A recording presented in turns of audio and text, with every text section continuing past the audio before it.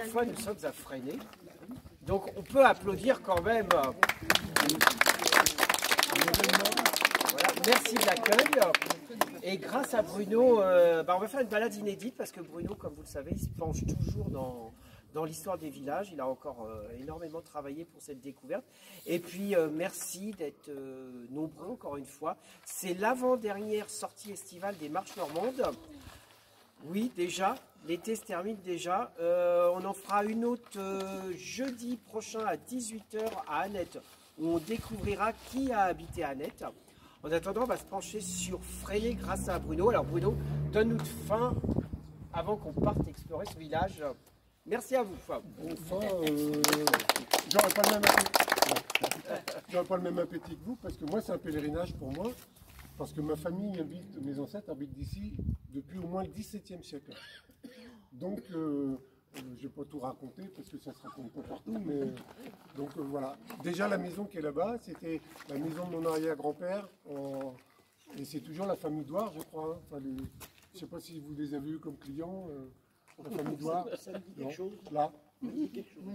Donc voilà, donc il y en a un peu partout, derrière aussi c'était des cousins, donc en fait on va faire une visite familiale. Une visite familiale dans les mains de Bruno. Ok, bon, on va attaquer. Allez, on te suit. En fait on va attaquer d'ici. Vas-y, dis-nous tout. Donc en fait, quand on remonte Fresnay, c'est toujours un petit peu la question, qui lui-même dépensait d'Anville. Alors d'Anville pour les plus jeunes, c'est Mény-sur-Iton. Donc voilà. Et après, alors... D'où vient le nom Fresnay? Alors là, je vais prendre les notes parce que je ne vais pas pouvoir tout redire. Alors, dès 1104, pardon, on voit Fresniacum, qu'on retrouve dans une circulaire qui était à Cap, Framinetum, au XIIe siècle. C'est là dans une autre charte. Fresneium, en 1300, donc toujours les trésors de Chartres.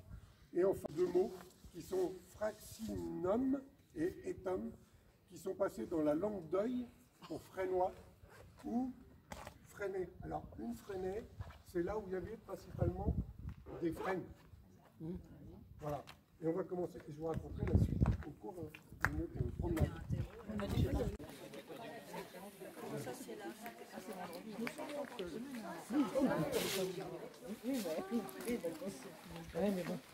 Et d'Évreux. Et en fait, Fresnay est situé, je vais reprendre le micro parce que j'ai la voix qui se voit, à l'ouest d'une voie romaine qui faisait le vieil Évreux, donc Gisacum, jusqu'à Annette. Et puis alors, il y a des origines peut-être un peu plus mystiques, on va dire, puisque les Vikings, dans leur légende, il y a l'arbre qui s'appelle Agdrésil, et c'était un frêne. Et le frêne, c'est à l'origine des 9 mondes, enfin de tous les mondes des Vikings. Et l'idée a été reprise dans, comment s'appelle, Le Seigneur des Anneaux. Donc peut-être que Fresnay a inspiré le cinéma américano-zélandais. Donc voilà. Et est-ce qu'il y a un lien? On ne sait pas trop sur le nom, puisqu'ils sont arrivés ici en 1911, hein, comme partout. Mais on ne sait pas. On n'a pas trouvé de lien. Oui, les conducteurs. Des fois, les panneaux routiers, tout ça, Oui, très cher. à Saint-André, l'autre fois, du côté du Clos Mulot, là, franchement, en plus, il y a la voiture de garer, c'est pas évident.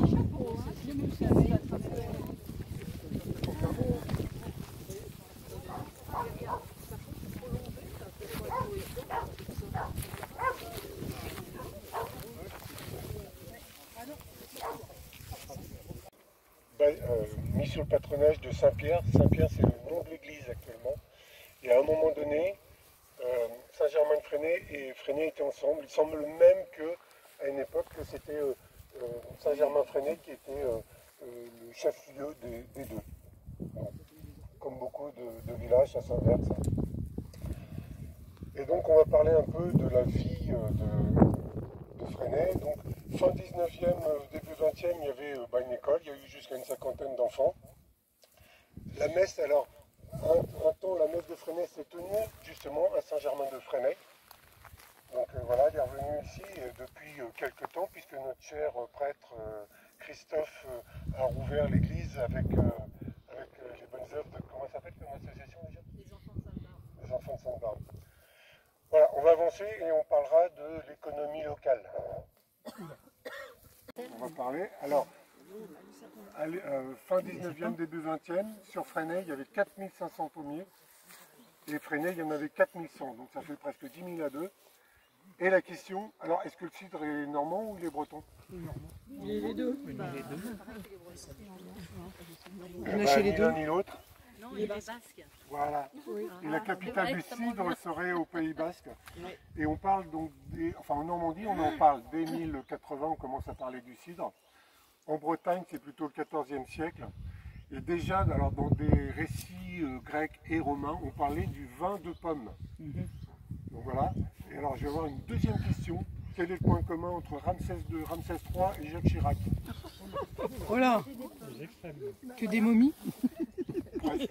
En fait, ils ont fait tous les trois la promotion de la pomme à des époques différentes. Ceux qui ont visité Ivry-la-Bataille il n'y a pas longtemps, on a parlé de tisserand, on a parlé de filature, on a parlé. Donc la suite maintenant, à Fresnay, il y avait des tisserands coutilles. Alors qu'est-ce que c'est qu'un tisserand coutille? C'est du tissu très serré qui servait pour les... Oui, c'est ça. Et qui servait notamment pour l'armée et autres. Et on voit encore, quand on voit la garde républicaine, leur couleur rouge. Et la couleur rouge vient de la Garance.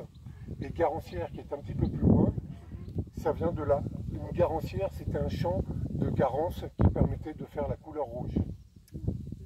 Donc voilà. Supposé, donc là c'est Fresnay, on voit. Et donc la mer s'est retirée, sauf là, elle est restée un petit bout. C'est ça. Voilà. C'est salé. Et donc C'est non salé. J'ai pas été écouté. Donc évidemment les mares étaient une part importante de la vie du village, c'était les vaches qui passaient. Et à cette époque-là, les bouses de vaches, les crottes de chevaux, enfin tout ce qu'on veut. Maintenant, on se plaint d'un brin d'herbe, mais bon, ça faisait partie de notre vie, quoi. Donc voilà pour cette partie. Et puis, on a parlé tout à l'heure de la sécurité avec je ne sais plus qui.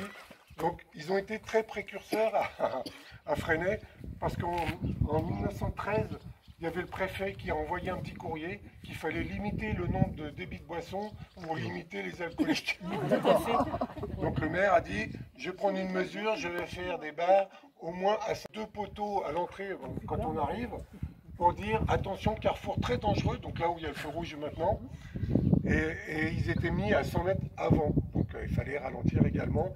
1925, c'est pareil, on va faire une limitation de vitesse, 20 km/h pour les voitures, les véhicules de moins de 3 tonnes, 10 km/h pour les véhicules de plus de 3 tonnes. Donc je ne sais pas comment ils contrôlaient la vitesse, et quand il y avait 1 ou 2 tonnes derrière avec les chevaux, je ne sais pas dans quelle catégorie ça allait. En 1860. Et le clocher qui est là-haut a été détruit par la foudre en 2005 et il a été reconstruit à partir de 2007.